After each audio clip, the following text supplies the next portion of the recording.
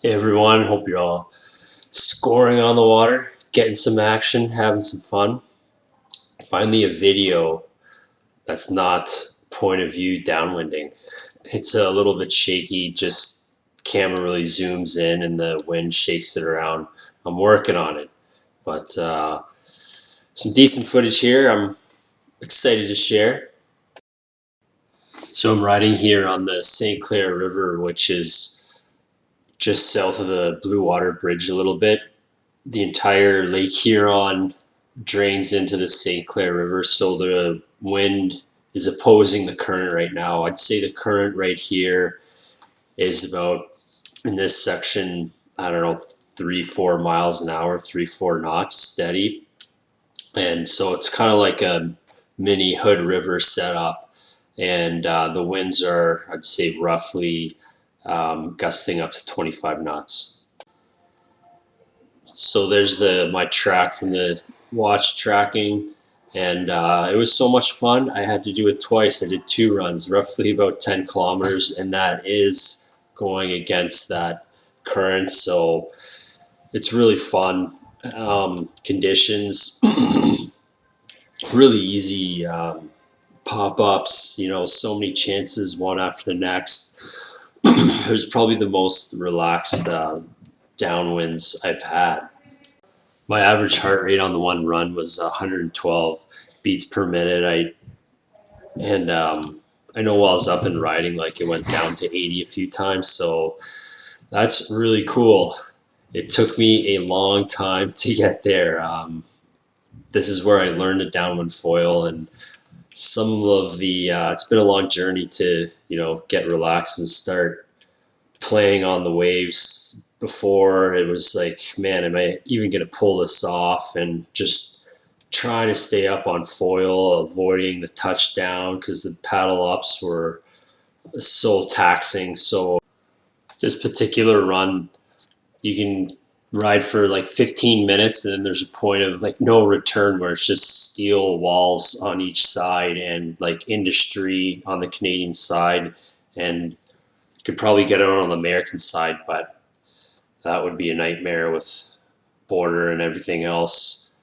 So I was always super nervous, even going past that point, and it was just, oh, am I gonna make it? And just trying to go straight and keep it going. So it's been a lot of fun getting to this point in my riding, and it just took lots of practice, but so worth it. It's a ton of fun. Just keep on practicing, and that's really what got me to being comfortable and relaxed and starting to play on the waves, starting to try to make nice lines.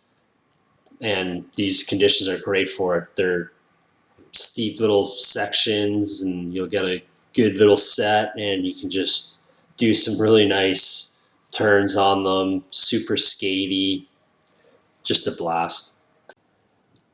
So this little clip is just me walking up and doing another quick little run just to get a few clips of how it is. But I'd walk up a couple 100 meters and just do it again, film, and did a couple laps. For the gear that I'm using is the Lift HA 170, which is 1,090 square centimeters, and the Carve 26 tail. That's a short fuselage tail with a little bit of pitch to it. It really loosens up those bigger foils and is a lot of fun in the smaller conditions. I really like the low stall speed of that bigger wing, the HA 170. In these small conditions, you get into like a mushy spot or not great bumps in that section, and you can just ride those ones out at like nice low stall speed and try to stick with these mushy sections and not have to pump super hard. And then wait till you get into a nice little section and start drawing some nice lines, or at least trying to.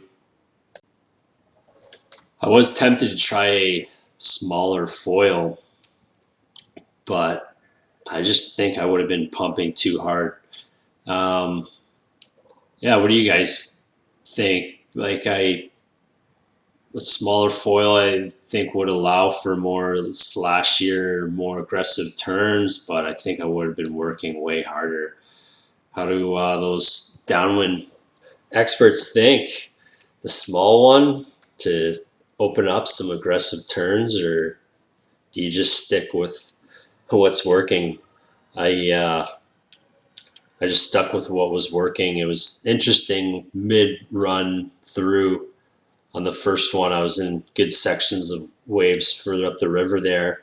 I've never experienced it before, but my legs, I could feel it in my quads, and not from just pumping, but actually just doing nice turns. So that was really cool. Reminded me of a long ski run.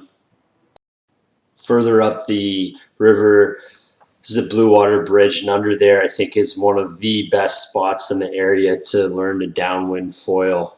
It's really narrow, the river there, so the current is even stronger, and you get those opposing winds out of the south strong against that strong current, and you can just get some nice high waves, and it's just one after the next like this. Great spot to learn.